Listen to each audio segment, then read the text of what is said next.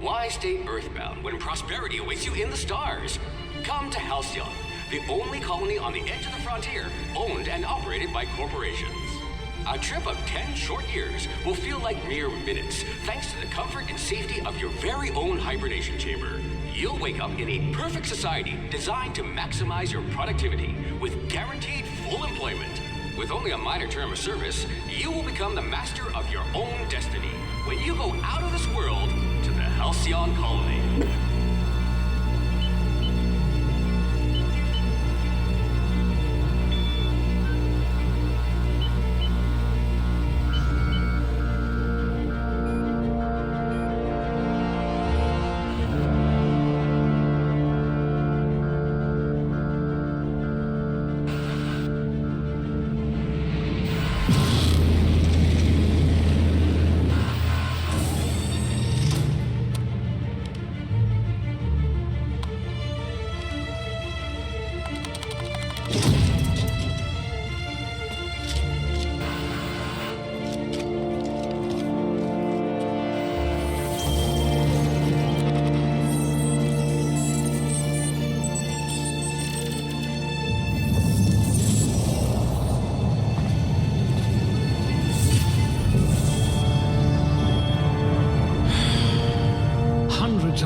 Thousands of colonists left adrift out here forever, just to keep from damaging the board's bottom line. Disgraceful.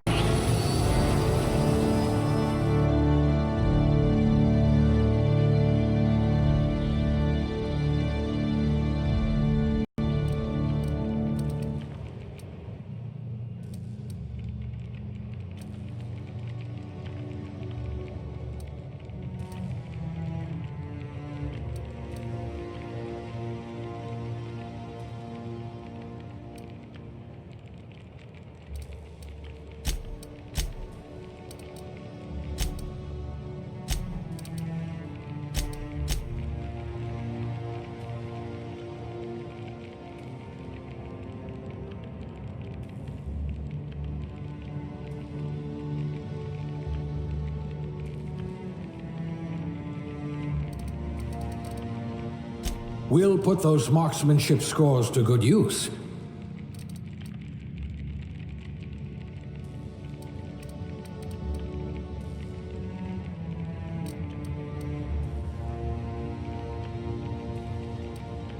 Subtle and discreet. Exactly what I need.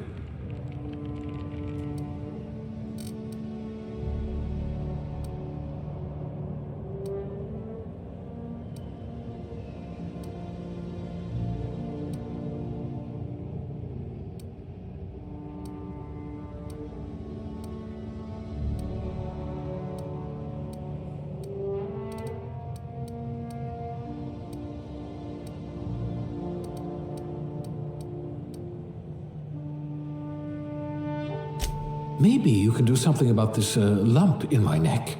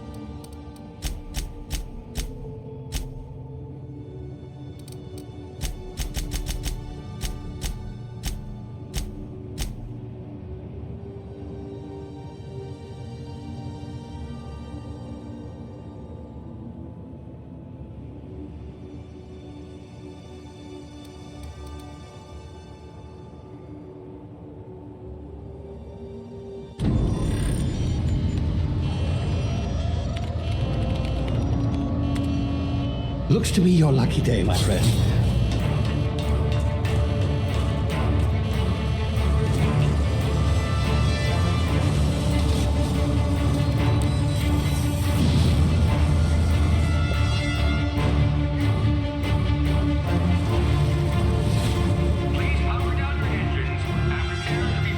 unlikely bootlickers. Initiate skip jump.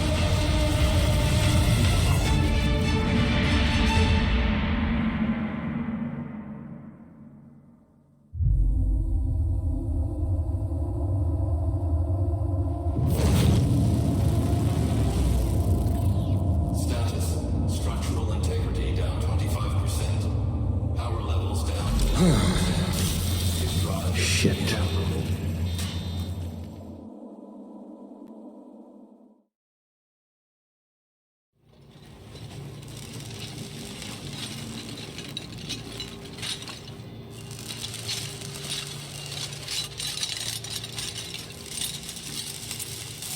Ah, there you are. Wondering what's going on, eh? Bit of bad news there, I'm afraid. Your colony ship was inexplicably knocked out of skip space and forced to complete its journey at sublight speeds. This means that you and every other colonist on the Hope have been in suspended animation for 70 years, give or take. Normally, reviving someone after so long leads to some quite horrifying results. It's called explosive cell death, but it's really more of a liquefaction. Something wrong? Oh, yes, well, not to worry. I've pumped your body full of a special concoction I devised to keep you from dying so horrifically. Hopefully at all, but I guess we'll see, yes? Unfortunately, I used the last of my chemical supplies saving you. I know it's a lot to ask, but I must have your help securing more if we're to save the rest of your fellow colonists. I'd see it done myself, of course, but the board has a sizable bounty on my head. Now, my ship is inoperative, but I've managed to hire a smuggler to help you out. He'll be... Oh, I see we're in position. Good luck!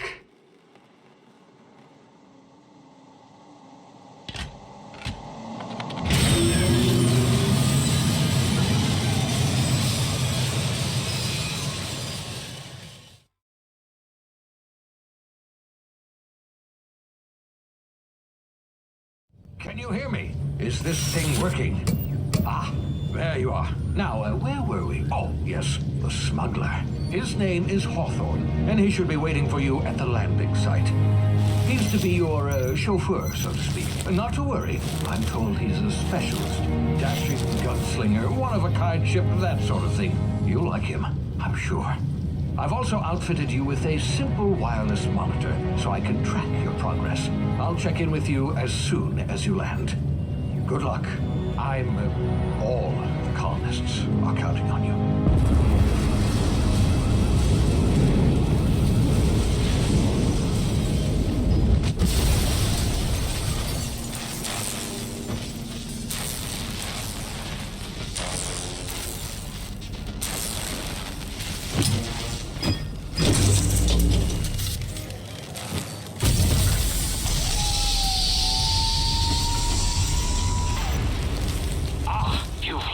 Good.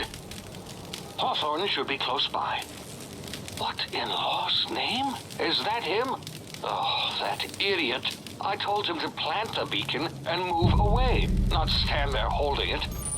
Oh well, no sense in letting his ship go to waste. Hawthorne won't mind you taking his ship.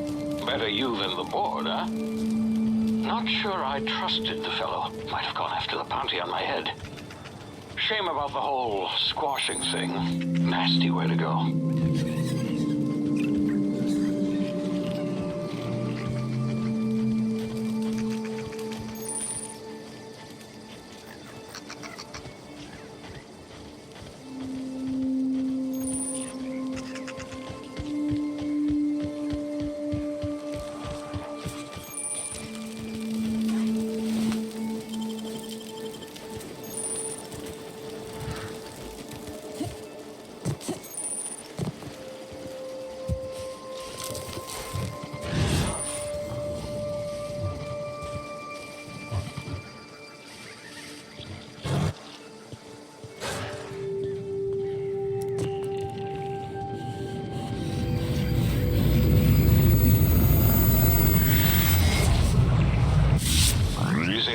You've been frozen for a while. There's bound to be unforeseen side effects.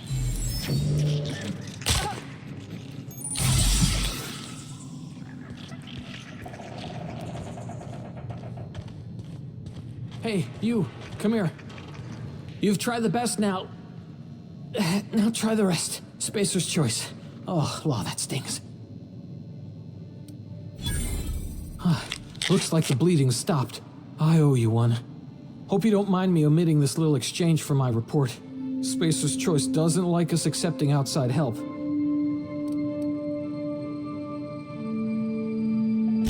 Better, thanks to you. I might have bled out on my own.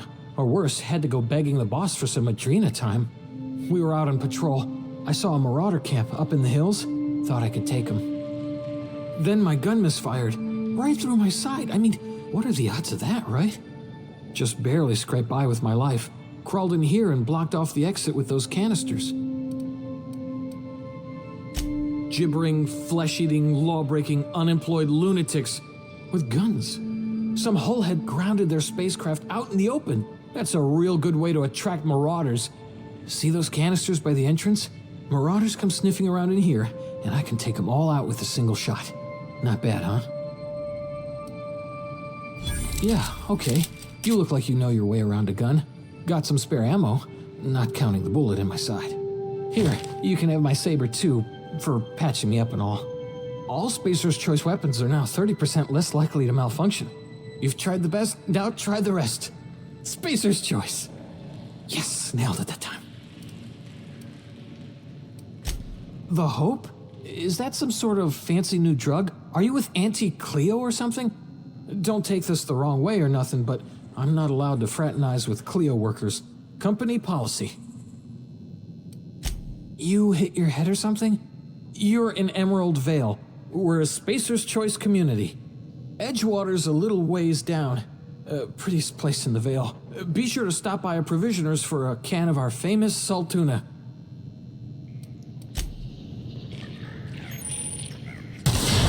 Damn it, my ears! Oh, what just happened? Can you hear me? What in the... This...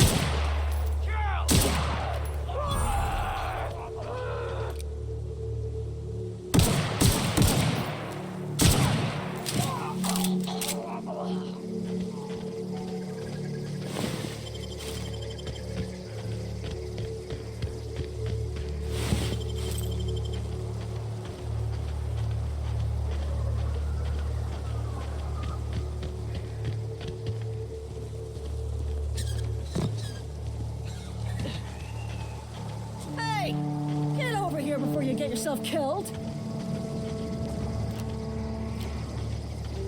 Don't know where you came from, stranger, but you best keep your head down. There's marauders hereabouts, and worse, landing violators. Call on that rung leech. Landing in the Vale without using an official Spacer's Choice landing pad.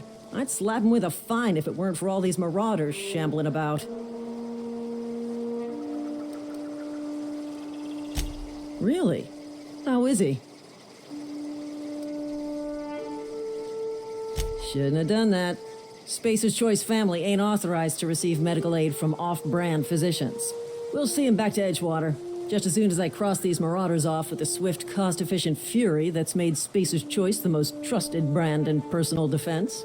I just, need a couple of winks to catch my breath. Stretch my legs, son.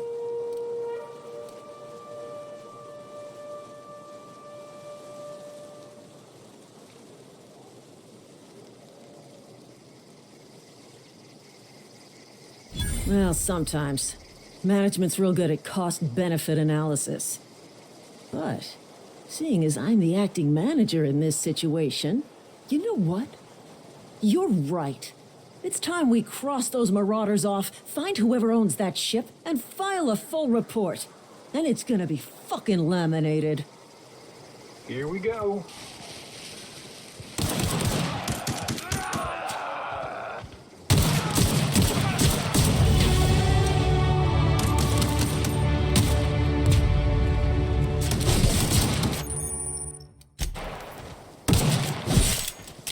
Fine bonus.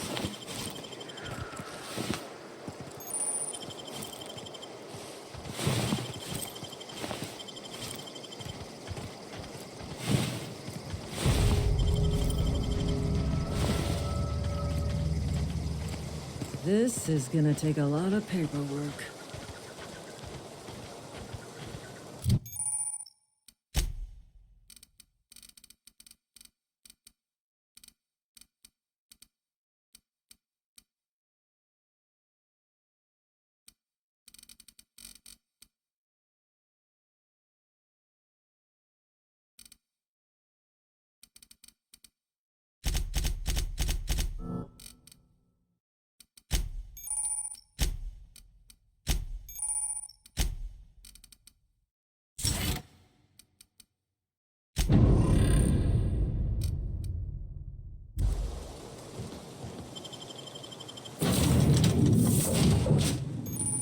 Please be informed that this vessel contains no valuable plunder. Intruders are not authorized to access the unreliable... Marauder, please be informed that ignoring me is dangerous for your health.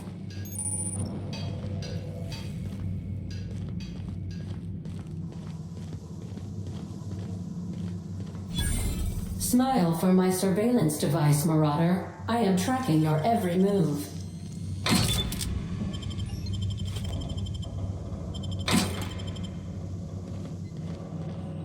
Unauthorized access of spacefaring vessels is a crime. Please submit yourself to the authorities. Hello, Marauder. I am Ada, the autonomous digital astrogator of this vessel. Please be informed that I am authorized to use violent retribution against unwanted solicitors. Please return any misappropriated equipment and exit this vessel in an orderly fashion. Failure to do so will result in your immediate destruction. Gesture procedures initiated. Disengaging airlocks. Preparing to reject all boarding parties in 5, 4, 3, 2, 1. You are still here. My deception protocols have failed. I have been programmed to express disappointment.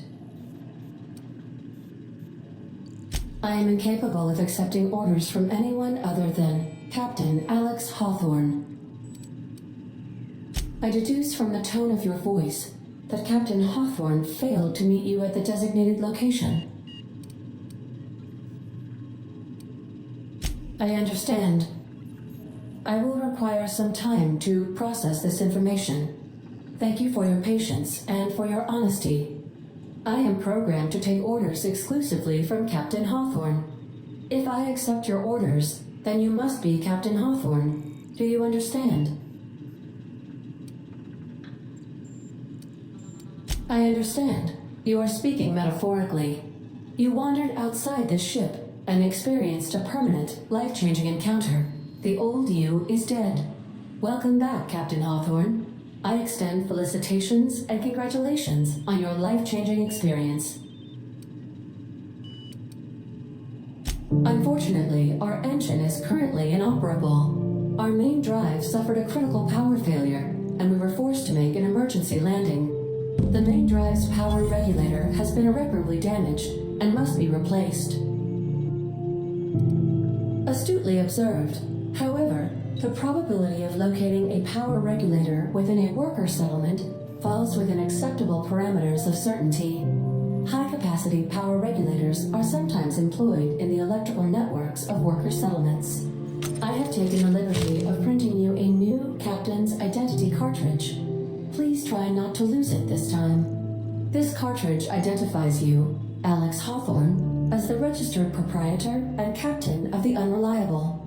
Do you understand?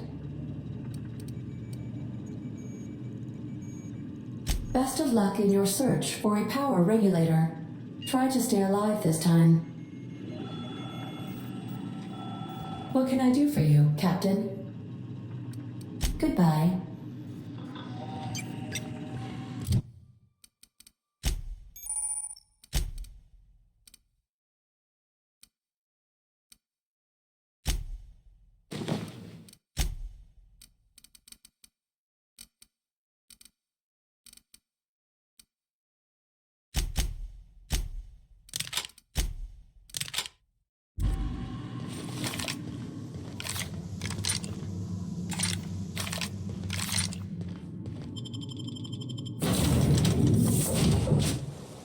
Say, this wouldn't happen to be your ship, would it?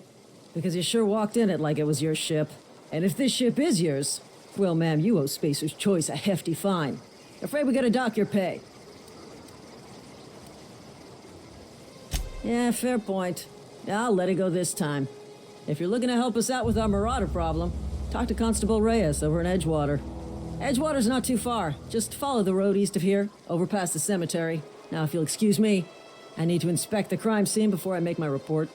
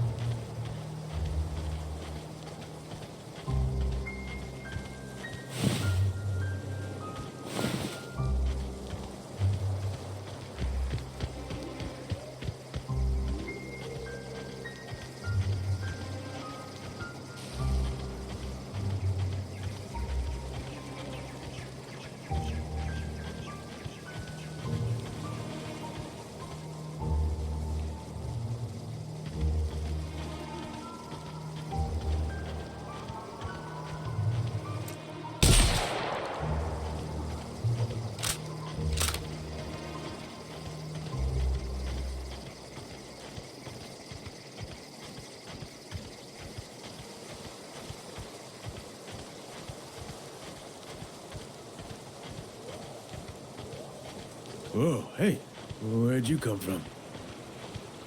Running around in a marauder's attire. You're liable to give some people the wrong idea.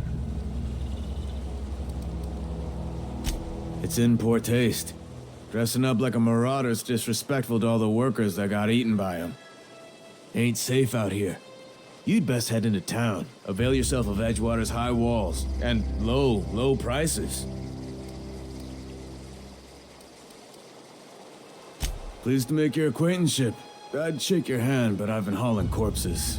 You don't want none of that on you. Name's Silas. Junior in humor for the town of Edgewater. We're all part of the Spacer's Choice family.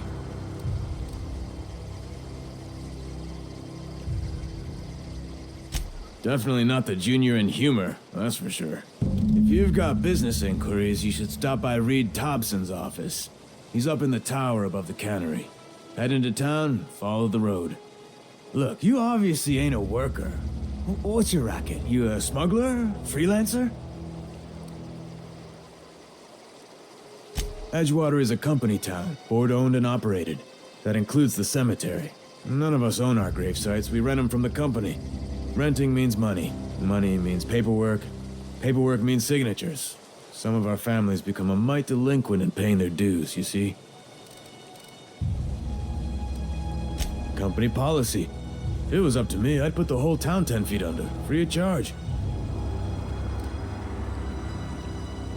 Quotas, mostly. Got a backlog of graves to fill. Bodies won't bury themselves, you know?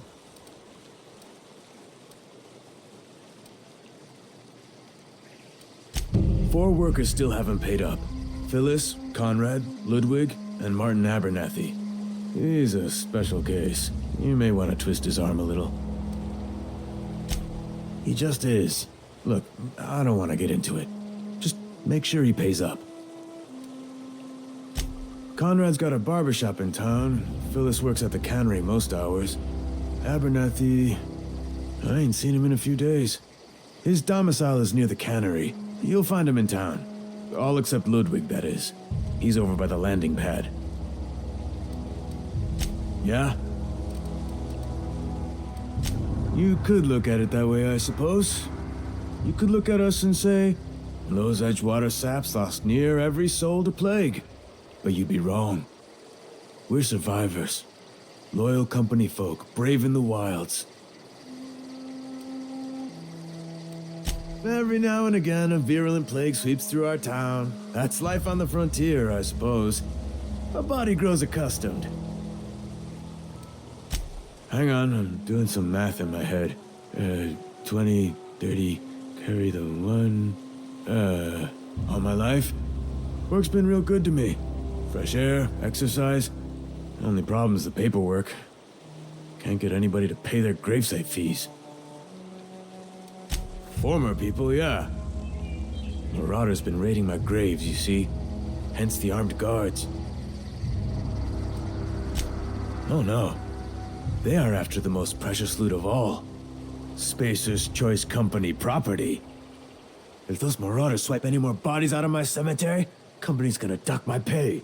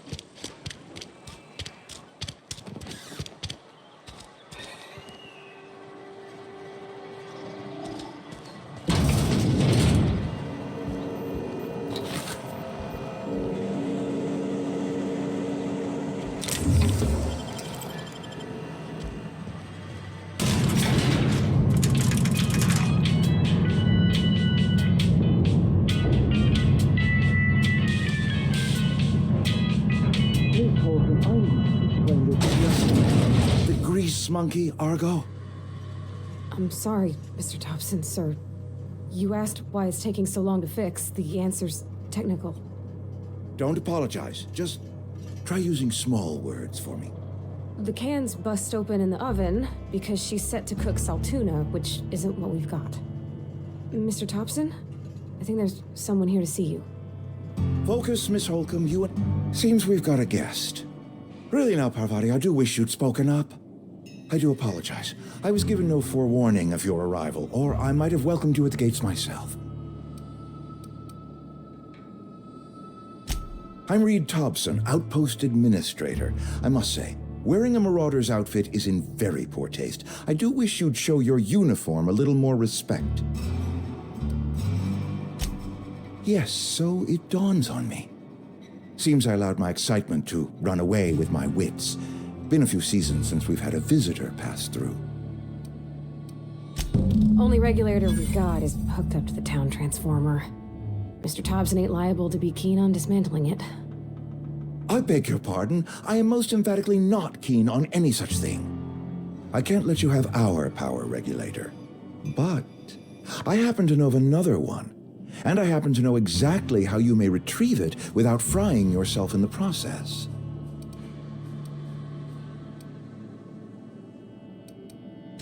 My proposition benefits the both of us. Please, hear me out. There's a power regulator in the old botanical lab. It's mostly abandoned, so all that power is being squandered. Go down to the geothermal plant. Reroute power from the botanical district over to us. Once their power's shut down, you can have their regulator and be along on your way. I was not entirely sure how to tell you this. The botanical labs are not legally inhabited, but there are people who live there.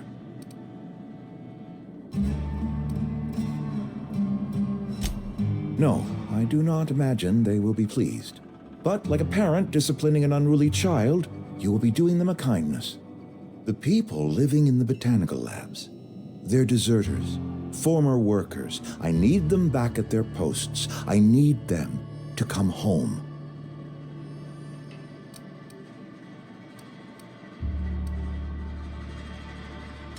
Edgewater is struggling. We haven't hit our production quota in years. If we don't meet our quotas this year, the company might shut us down for good. I need those workers back at their stations.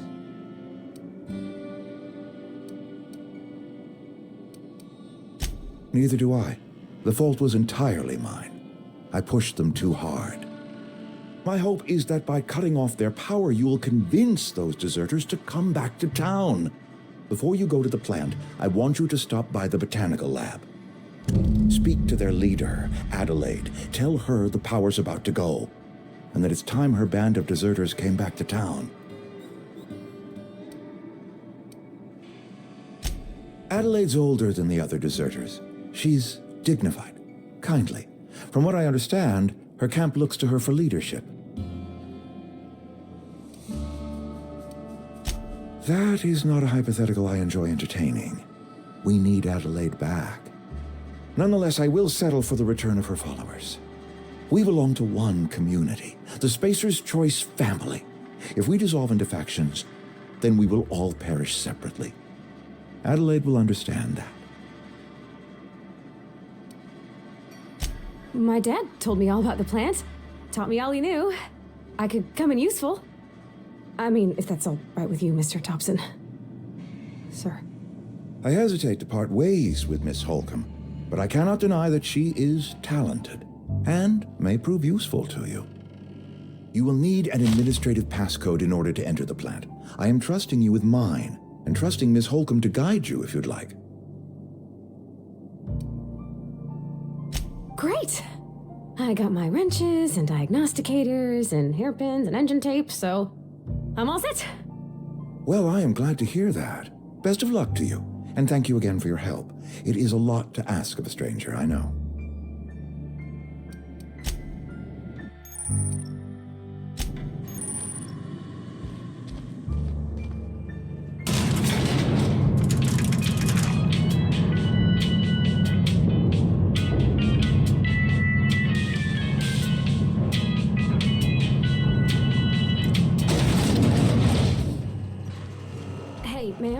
Can we talk?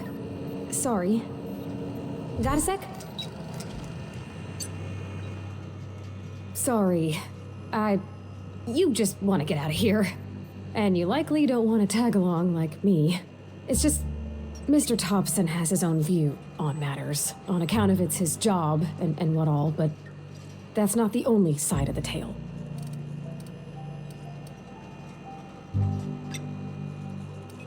To Mr. Thompson, a person's a gear. It does its job quiet-like. If it squeaks or stutters, it gets replaced. The deserters are decent folk. I knew some of them before they left.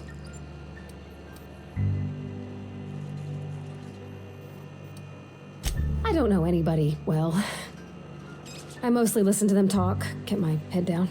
There was a boy named Thomas who used to follow me around, asking questions about the stuff I fixed. He was real sweet to me. Not any sort of dissident. Life's hard here, especially for them that don't fit in so well. We're one big Spacer's Choice family, but every family's got the one the rest whisper about. Mr. Thompson's aiming to take away their power. They'll have no lights to see, nor heat to cook. They'll be at the mercy of marauders, or worse. I think you should talk to the town's vicar about it. Max, his name is.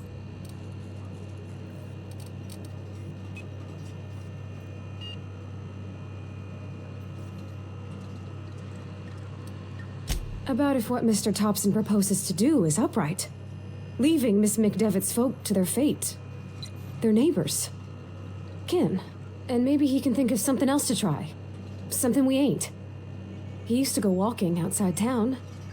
Maybe he found something that'll help. It's just an idea. That's all. The mission's on the east side of town. You can't miss it. On account of it being the only clean thing. Thanks, ma'am. I just think when you gotta make a decision that'll hurt somebody, it's best to think on the right and wrong of it.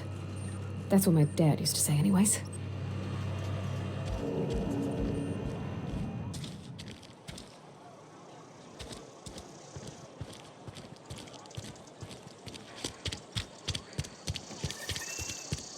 I'm sorry. I'll just be a minute.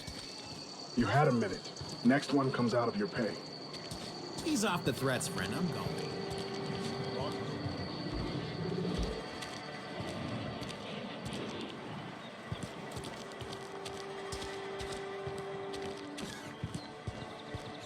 I've always felt weird in here. It's too clean.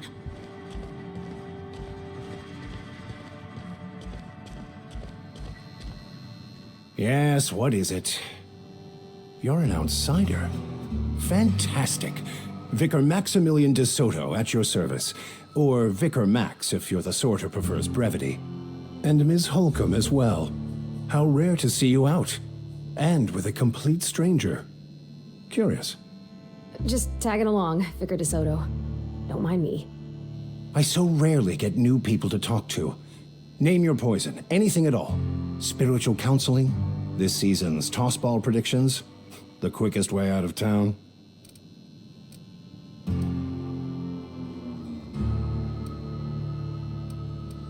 They who are not satisfied with their work are satisfied with nothing.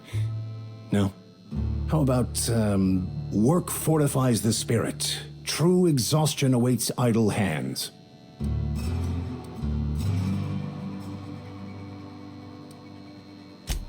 The OSI teaches that the Grand Architect set a perfect system in motion at the beginning of time.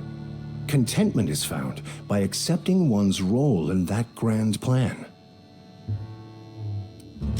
The Order of Scientific Inquiry, also known as scientism to the layperson.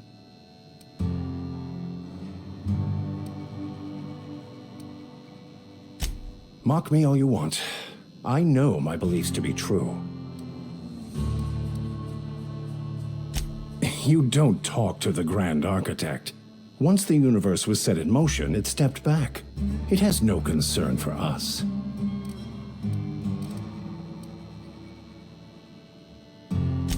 We will eventually decode the plan and all its intricacies. Once we are able to deduce the properties of every particle in the universe and its trajectory, we will know everything.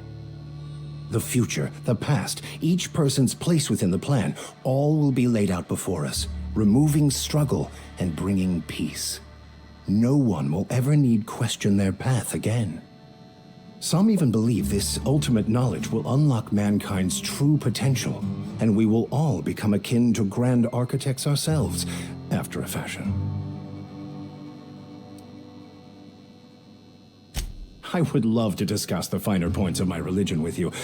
Oh, wait. No, I wouldn't. Seriously, though, to truly understand the metaphysics involved takes years of study and contemplation. I've never seen you before, and there's been no paperwork indicating a transfer. Half the time it's wrong, but a new worker without paperwork?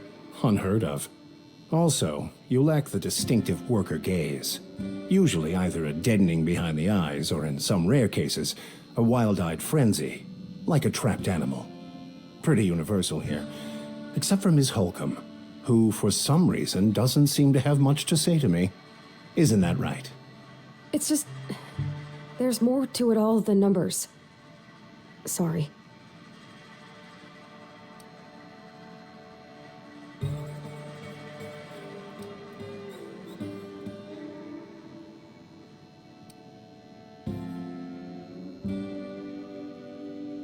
Oh, nothing could be further from the truth.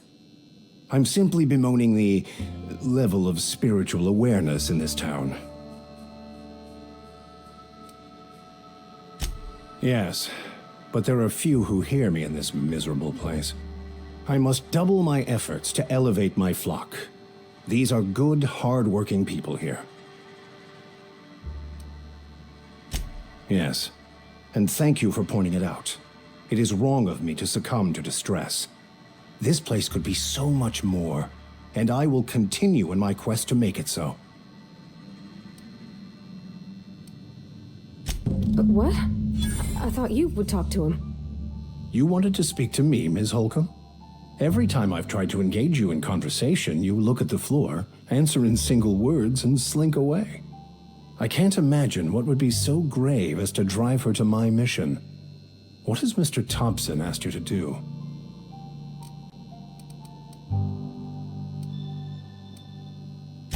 Depriving them of safety from the marauders and wildlife. I can see why that troubles you. Miss Holcomb has a soft heart. Always has, if you believe the talk.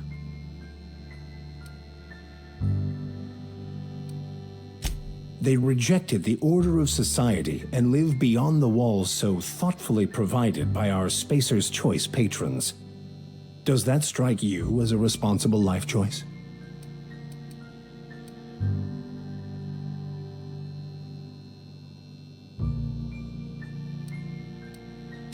Assuming your goal is to save as many as possible, then you should bring everyone together.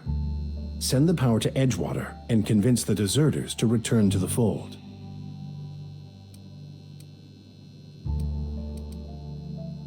Not if things are left to stand as they are.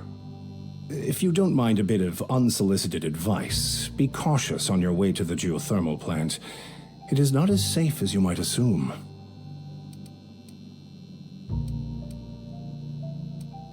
One of the reasons I transferred here was to fulfill my duty in hunting down banned heretical texts. I happen to know such a book is, as we speak, tainting a collector's library in Emerald Vale.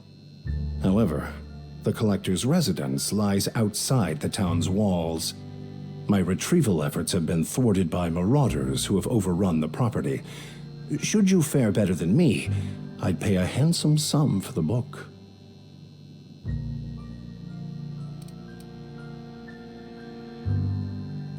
I just want to keep the writing out of layman's hands. It wouldn't do for such information to fall into public consumption. On the contrary, my position means that I am one of the few legally allowed to possess such items. But do not worry. You'll be safe since you are acting on my behalf.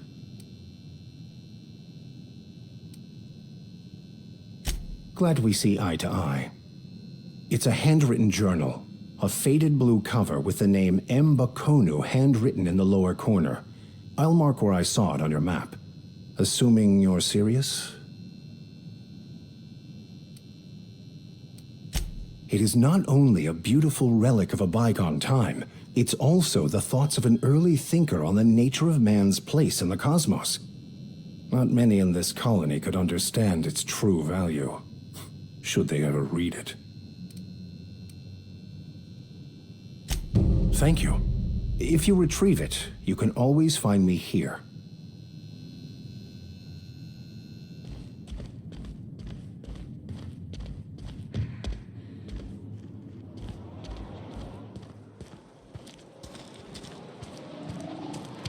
Wonder if the plague's ever gonna pass.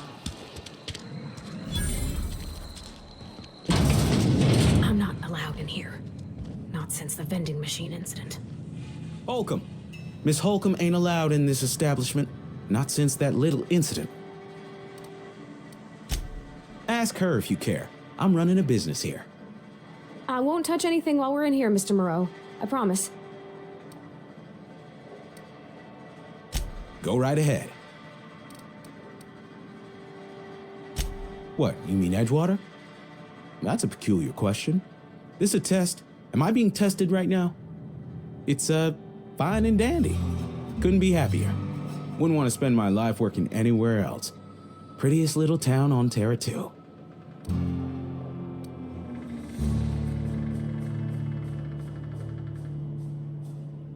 You are condescending to me, and I do not care for it. I am lucky to have my work, lucky to be alive. I don't get paid for banter. Was there something you needed? Go right ahead. Other than yourself? Definitely the vicar. Don't get me wrong. He seems a decent man, cut from church cloth, knows his scriptures. But there's something about him that bothers me. Like he's not one of us. Sometimes I suspect he doesn't even want to be here. Plague? I don't know anything about a plague. We are the very picture of hot-blooded physical vigor. I take umbrage with your choice of phrase. We ain't sick, we're rugged. Some of us who get sick are liable to exaggerate the conditions of that sickness, but the fact is, if you work hard, you have got no cause to worry. Survival of the fittest. It ain't just a law of nature, it's company policy. Medical treatment is commensurate with our value to society. Spacer's Choice will dispense medicine for the indispensable worker. Natural selection at work.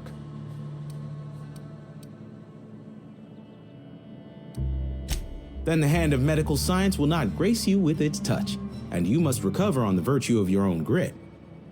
Listen, you mind if we talk about something else? Rambling about company policy gets me feeling all lightheaded. Go right ahead.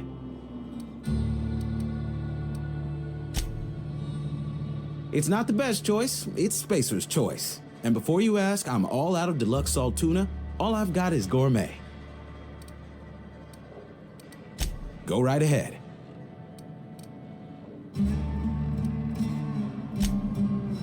Spacer's Choice, the brand of choice for spacers on a budget.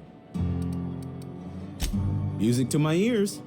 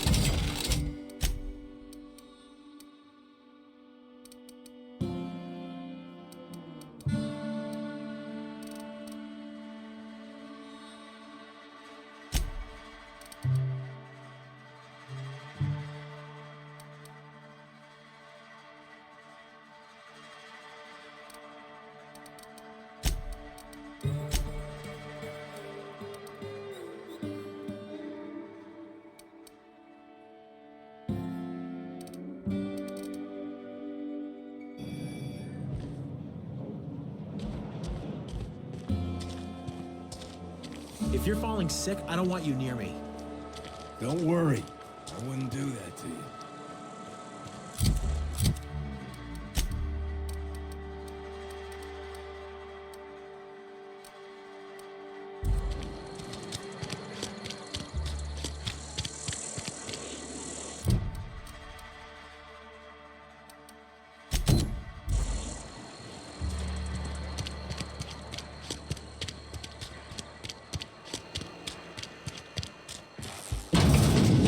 Yes, Mr. Thompson.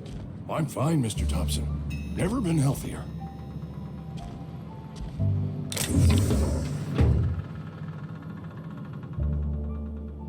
Oh, sweet merciful law! A marauder's in my domicile!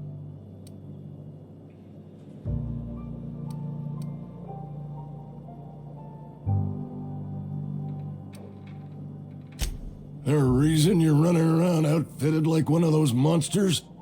Did Mr. Thompson send you to put the fear in me? Well, you tell Mr. Thompson I'll be right at my post. Tomorrow. Bright and early tomorrow. Because I'm definitely not plagued. As spry as a spring chicken. That's old Abernathy.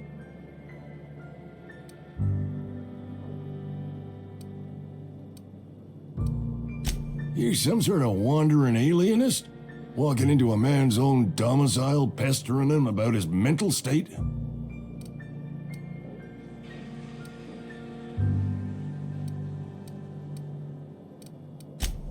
What? No. I mean, I might be.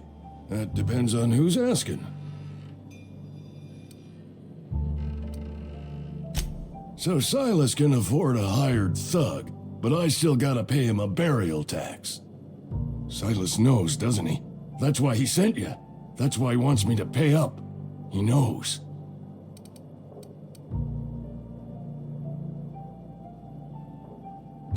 I'm dying.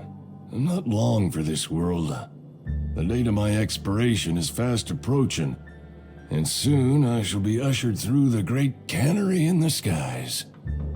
Don't say that, Mr. Abernathy. You still got a couple decades in you. I'd steer clear, Ms. Holcomb. My affliction's bound to be contagious. It's plague. Has to be. Silas knows. He knows I got one foot in my grave, and now he wants to charge me for the other one.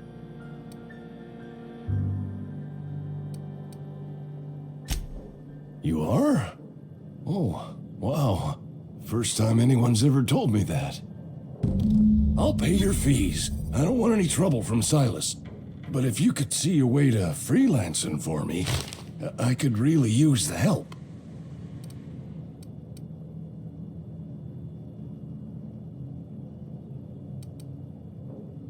Couple hours out of your day and some light second story work, that's all.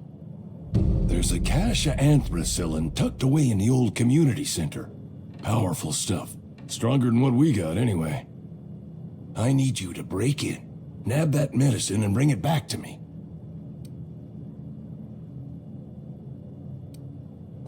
I'll do what I can. I tried medicating myself with adrenatime. Didn't do much for me, as far as I can tell. Anyway, I can't just buy medicine. Distribution of medicine is strictly prohibited to any workers beneath the acceptable margin of health. Company policy. More like the company won't treat me because I'm not healthy enough. You will not find any guards within sight of that old place. Marauders, on the other hand. I have it on good authority. There's a gang of them squatting there. I advise stepping softly. So you'll do it then? You oblige me with your haste. I think I feel the plague spreading. Oh, Law, it's in my spleen now. I can feel it. Just keep your head down when you're in there. Marauders have taken over. Probably tracking mud all over the archives. I know that, but I got nobody else to turn to. Reed would have wrote me up. Constable would have locked me up and wrote me up. Could have gone to see the good vicar, but I never did find my courage.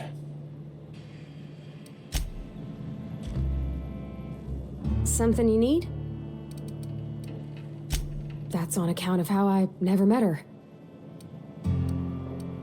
She was in another division of the Spacer's Choice family.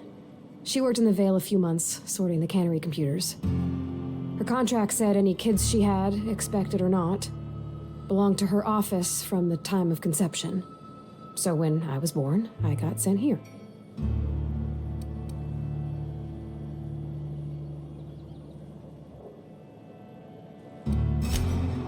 I don't know about normal. Dad said she worked under some kind of special contract. It's sensible. Dad just fixed machines. She did some kind of crazy math, high-level stuff. Better to raise me on his time than hers. You mean about the mission being too clean? There was a kind of a thing with a vending machine when I was 12.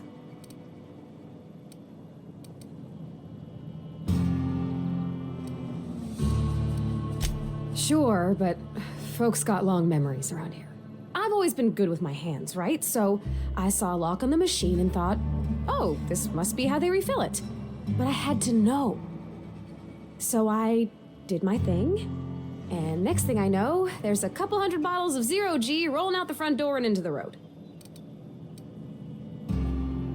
It's not funny. Right about then, a bunch of loaders came rolling in the gate, fresh off the Sal tuna ships. And Mr. Thompson was up on the porch making a speech about how everyone would have to volunteer a third shift to get it all canned. Anyhow, you ever seen an auto loader run over a bottle of 0G?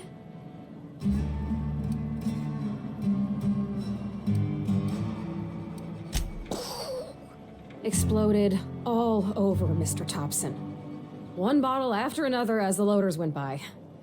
I was just shy of working age, so Dad had to pay all the damages. Rose still angry at me. I can laugh about it now, but I just about puked up my guts in terror in the moment. That's the one time I ever made Mr. Thompson look a fool. I know, but Vicker says the universe is a machine, that it runs by law. Real machines have gunked up oil, scratches, and worn bits. You can tell they've seen handling, been used by folk. The machine Vickers sees is one ain't never been run. It's not for people to live in. It's something on a museum shelf, under glass. Fixing the universe is a job for somebody way better than the likes of me.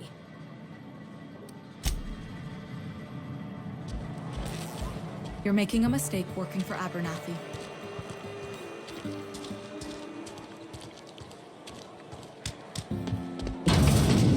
I cut my own hair. But Conrad sells real good disinfectant.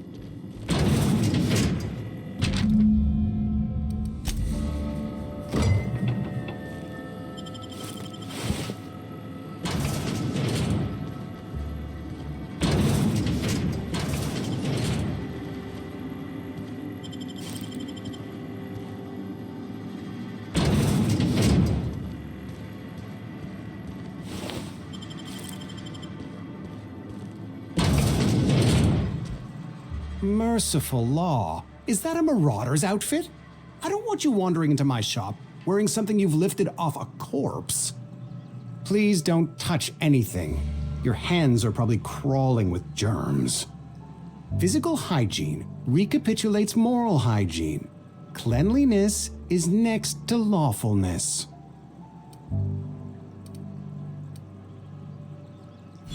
No, thank you. That's quite all right. I've seen enough body parts in my line of work. I'm Conrad. You will report to me if your hair fails to meet Spacer's Choice aesthetic standards. You will also report to me in the event of your death, whereupon I will clean and prepare your remains for interment.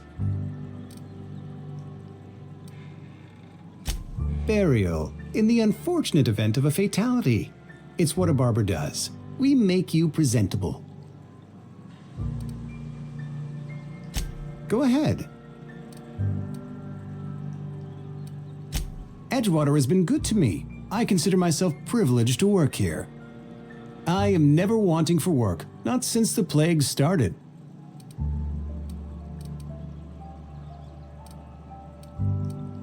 As the good vicar says, work fortifies the spirit of a man. If you want to feel exhausted, try not having any work. The plague's come at us with a vengeance this year. Lost 6 workers in as many months. I wouldn't call them good workers, mind you. If they were any good, they'd have been treated. Still, it is a shame. Fever, chills, fatigue, aching, vomiting, an excess of phlegm, a tendency towards belly aching.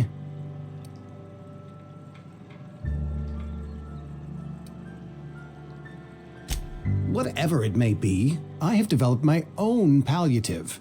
Boiled canid liver and a splash of ethanol. Company policy, friend.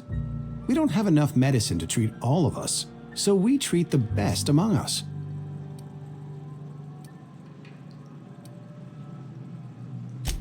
Nature is monstrous, friend, and this plague is natural selection at work. Ah, gravesite fees. Silas and I had talked about this at length. I thought I'd made it clear my pecuniary situation precludes the necessary restitutions. As broke as pie crust, friend. Bidless, indigent, destitute. I simply cannot afford it. I am a blemish on the prosperity of our fair settlement. When I expire, I expect Silas to toss my body into a ditch. Edgewater is built on the discipline and sacrifice of its people. Say what you will about our town, but we all pull together. Tell Silas I can't afford to pay, and that I fully expect to have my medical rights revoked for this dereliction. With my apologies. Some time ago, I fell ill with the plague. By the grace of the law, and through my own hard work, I'd proven worthy of treatment. Frankly, I don't imagine I'll earn that right a second time. The barber work hasn't been profitable, you see. I've had to keep this old place running with my own savings. Not a bad idea. But I'd need some kind of collateral. My pair of lucky clippers. No, that won't do. Your idea intrigues me, but I'm afraid I don't have anything to give Silas. I'm open to suggestions. You know about Eugene? How?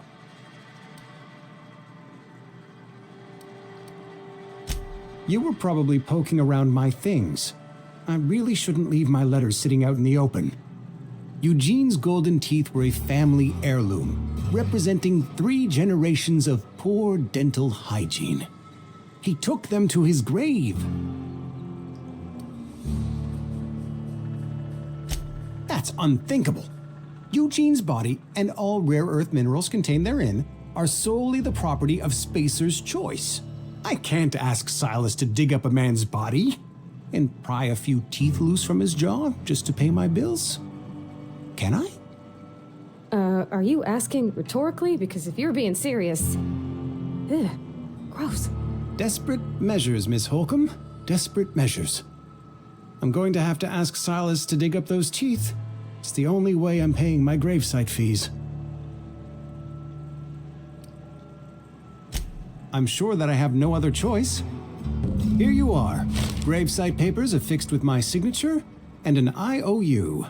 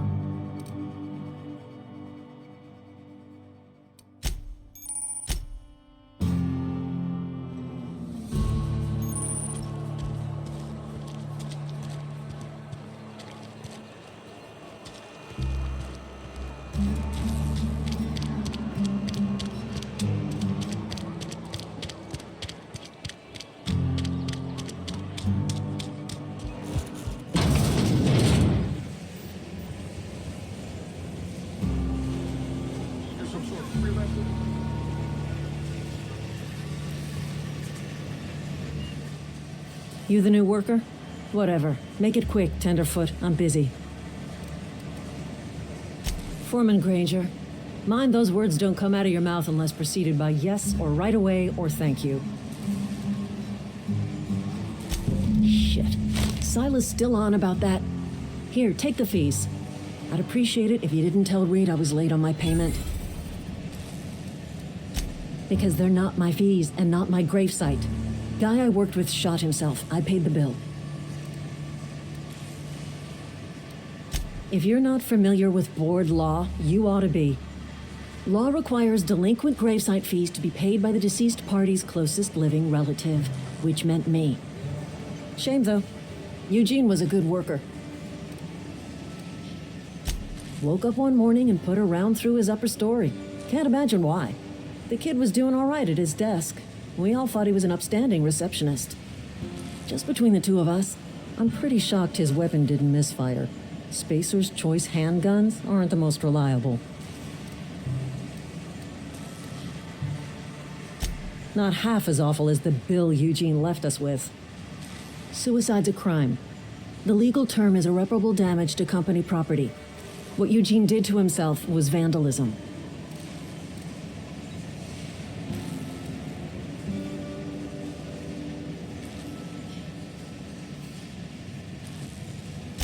When one of your workers commits a crime, the entire town pays for it. In other words, Edgewater would have been penalized pretty hard. Whatever Eugene was worth as an asset, we would have had to pay out of pocket to Spacer's Choice.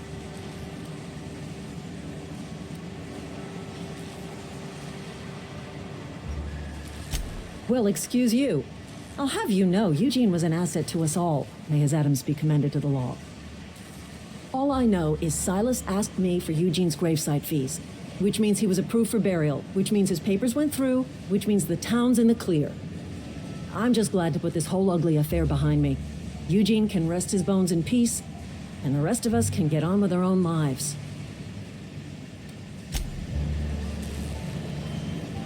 What's on your mind? I paid his burial fees, didn't I? Let the dead sleep. Didn't anyone ever tell you not to go rifling through other people's correspondence? Excuse you. Eugene's body and all rare earth minerals contained therein already belong to Spacer's Choice. And we're all part of the Spacer's Choice family here. Never mind. I don't have to explain myself to you.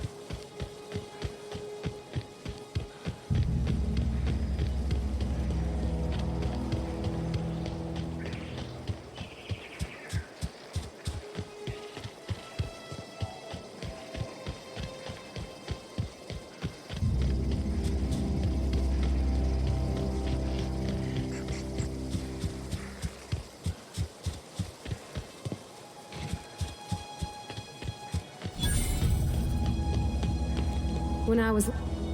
Thank the law. I've been requisitioning backup for months. Guess the boss finally came to his senses. You ever swung a truncheon? Let me see your rifling stance. I want to make sure you're up to snuff.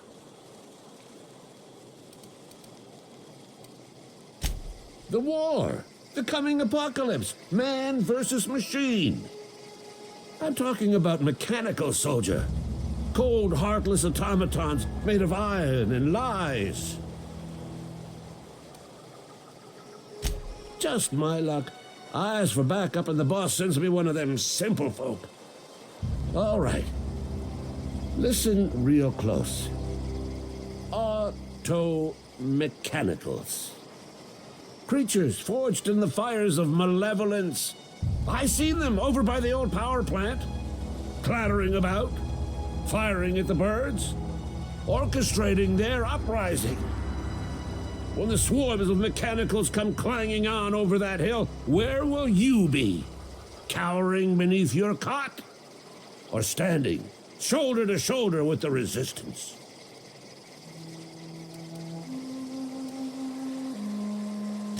I've been gathering up a war chest over the years. Some tuna cans, mostly, some Spacer's chaw, few bit cards. I'll reward you for your aid. Enlistment fees. Yeah, I suppose. Wouldn't want to give the Resistance a bad name. They have sent a scout, prowling around the junkyard just behind our beloved town. This scout must not be permitted to return to its base of operations. Cross it off, then report back.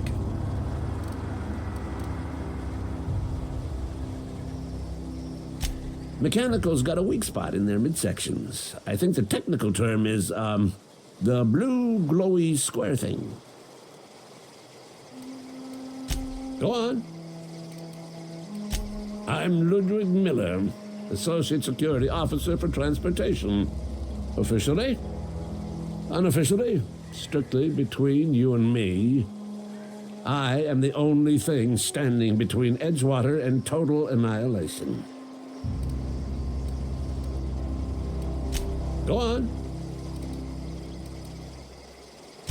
You ever seen the way a mechanical just stands there? Just looking at you, scanning you with its murderous oculars.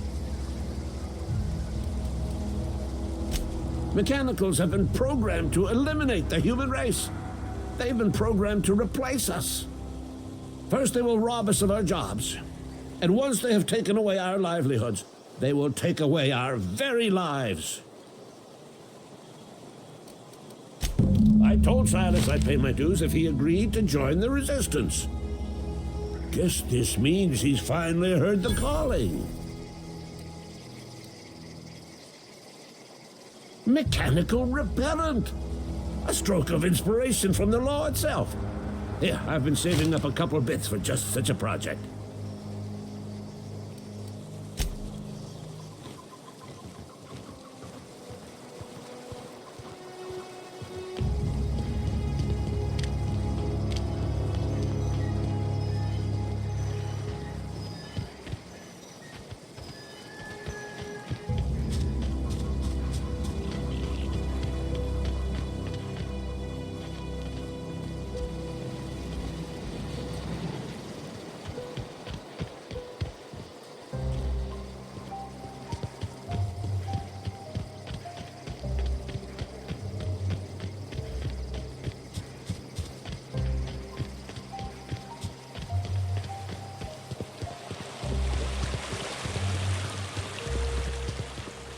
Hey, Miss Parvati.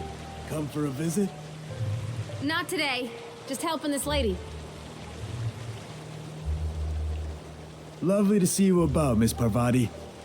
Things going all right, Silas? Been keeping him careful and true, miss. Best to ask her yourself. My dad's buried here. Silas watches over him when I can't leave the house. Oh. Well, thanks. Something I can do for you?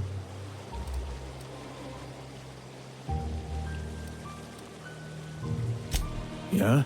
What about him?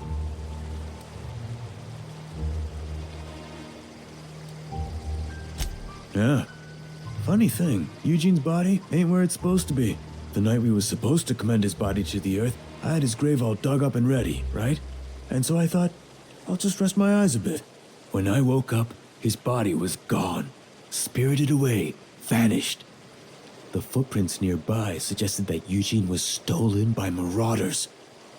Or he rose from the dead. Let me know if you find anything. You run into any trouble?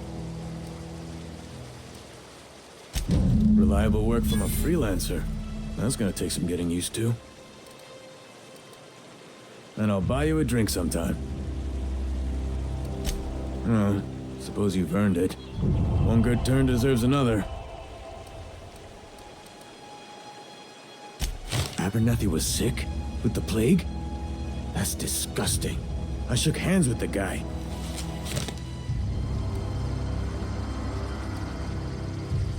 I needed his fees because of his name. A for Abernathy. He was at the top of my list, you see? Yeah? The colony ship? Are you talking about that old rumor? Some great big starship packed full of colonists what got lost in the aether never to be found again? Ain't heard that one since I was but a stripling.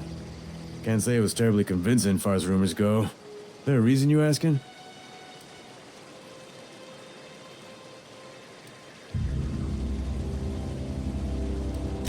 Hope's just a rumor, friend. Ancient rumor at that. Maybe you've been out in the sun too long. Why don't you head over to the cantina? Get yourself some zero-G brew. It's a brew that's good for what ails you.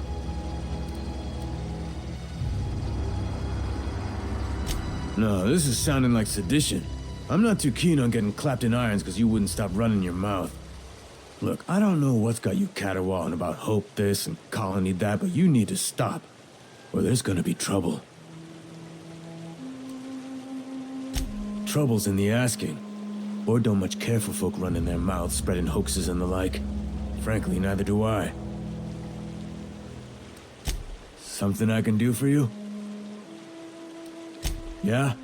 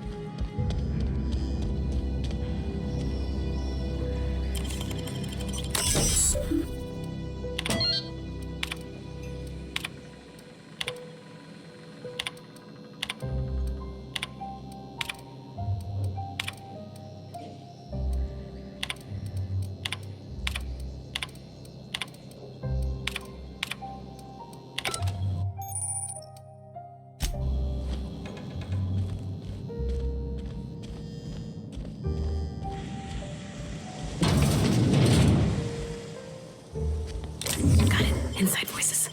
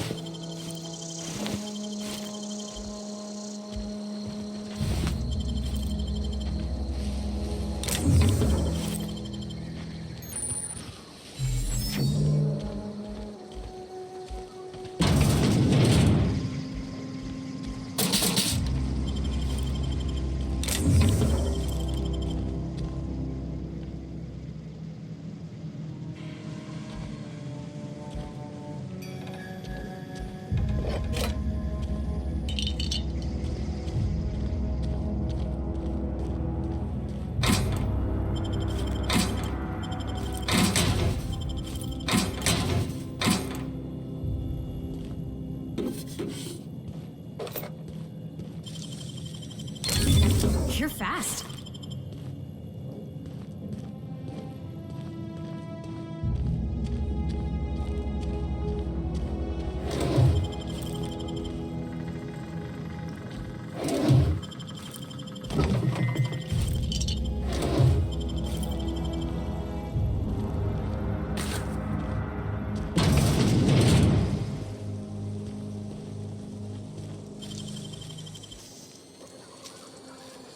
Great work!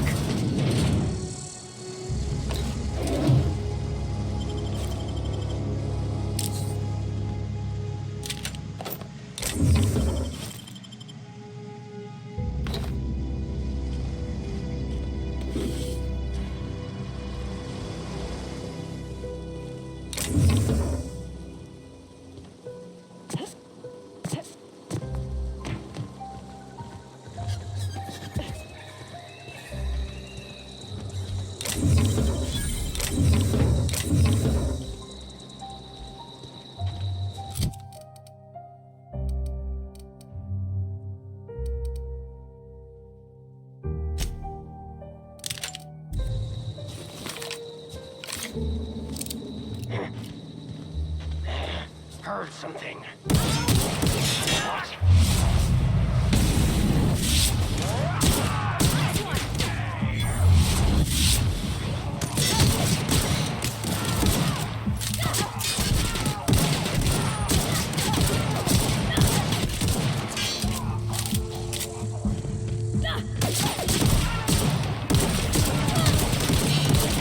Doing all right?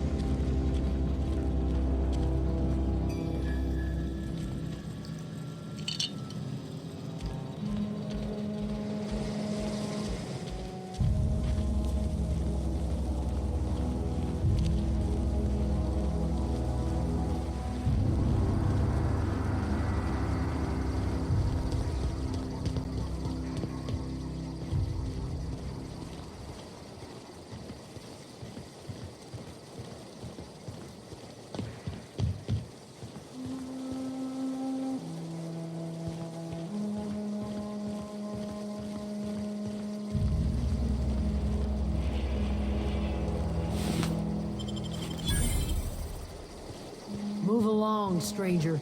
We don't want any trouble. I don't know you. Whatever you're looking for, it ain't here. Move along.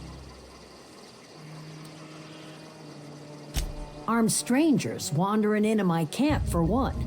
Some of my camp wandering out for another.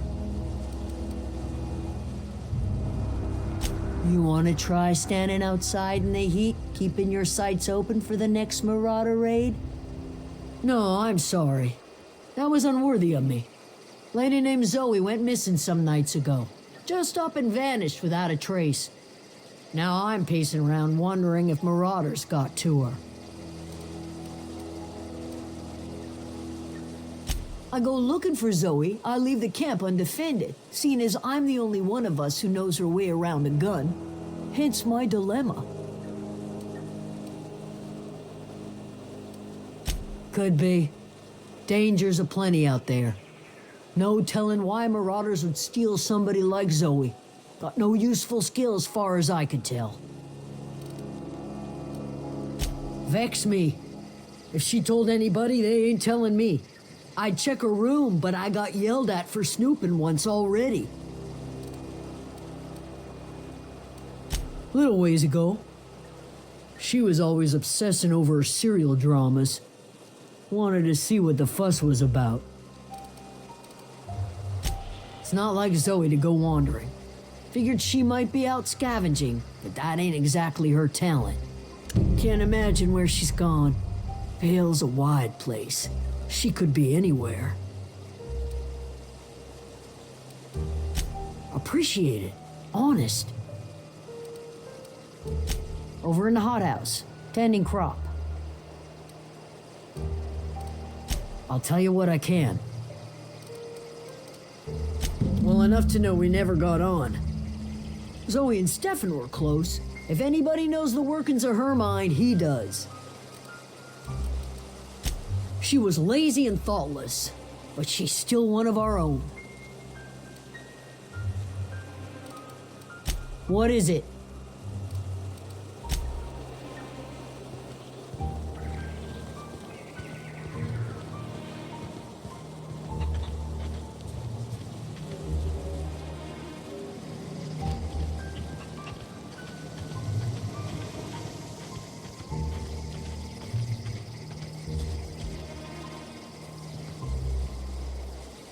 You hungry?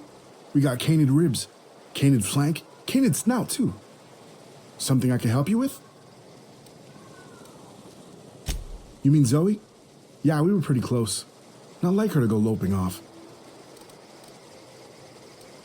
Zoe and I were gonna watch the serials, as is our custom.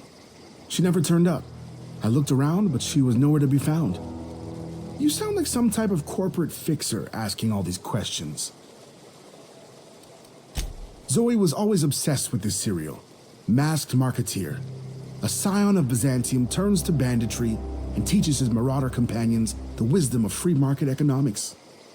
Shame she up and vanished when she did. I had a surprise lined up for her.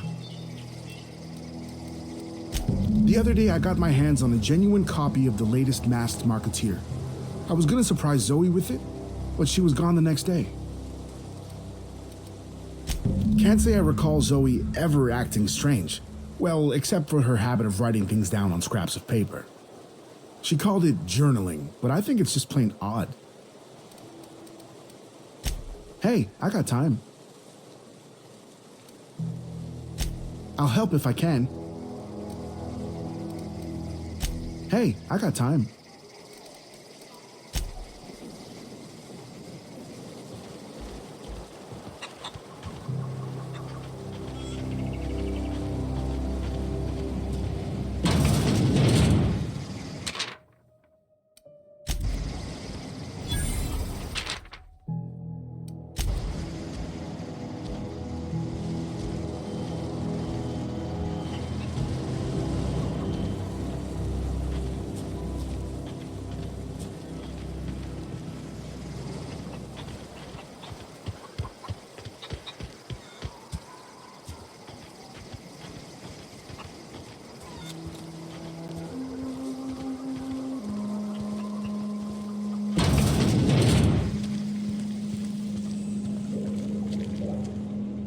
If you're hungry, there's meat turning on the spit outside.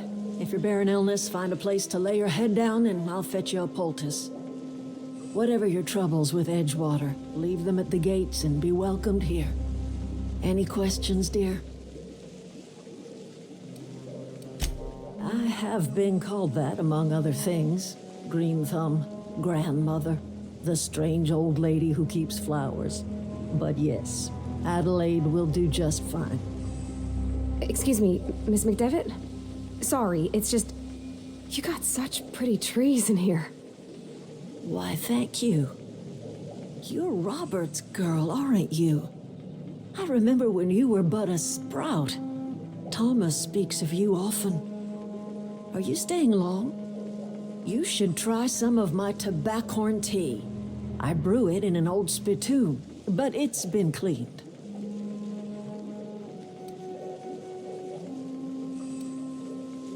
No, dear. The garden belongs to us all.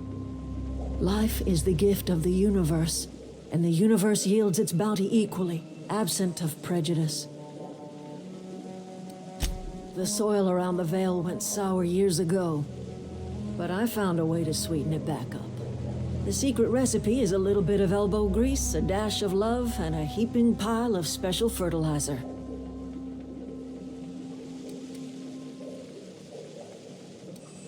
A home for anyone who's ever turned their backs on Edgewater. A home for those of us with nowhere left to go and nothing to lose. So, like the spores of the puffball, cast on the wind and alighting on fresh soil, we put down new roots. It is an unpleasant story, dear. But the short of it is that sometimes one wakes up and realizes the place that was once her home for much of her life has changed. The home in which we spent our lives has left us behind, and so we must move on. And that is as much as I will say on the subject. Reed Thompson, you here on behalf of that cold-eyed reptile? Let's hear it. What's Reed's idea of peace, then?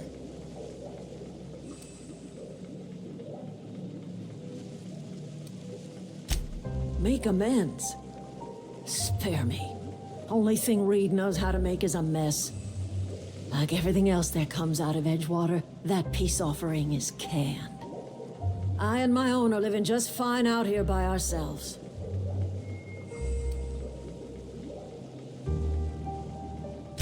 He would do such a thing.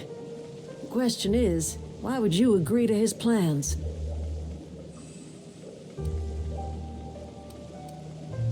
Cannery's got a regulator. You want ship parts, you ought to rip them out of the cannery's guts and leave us be. If you're going down to the plant, you should divert power away from Edgewater and toward our end of the grid. Think about it. You'd be liberating an entire town from a lifetime of service to that odious cannery. Seems the sort of thing a hero would do. You've seen that miserable excuse for a town with your own lamps. Hollowed out workers laboring their lives away at the cannery, living off whatever scraps Spacer's Choice throws them. You know that's true, don't you, Ms. Holcomb? Your father died of overwork. His heart gave out. He was tired all the time, sure, but he was old, ma'am, and he raised me all by his lonesome. Look what they did to this child. Lost her family to the company, and still she defends them.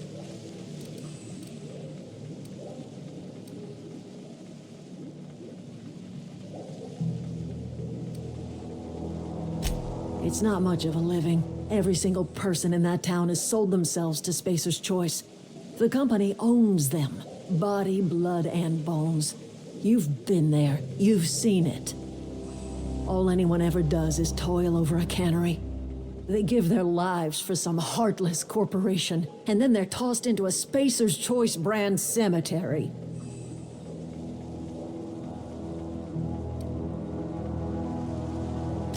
So, what do you say? Divert power over to us. Shut down that abominable cannery for good. I trust you will listen to your conscience.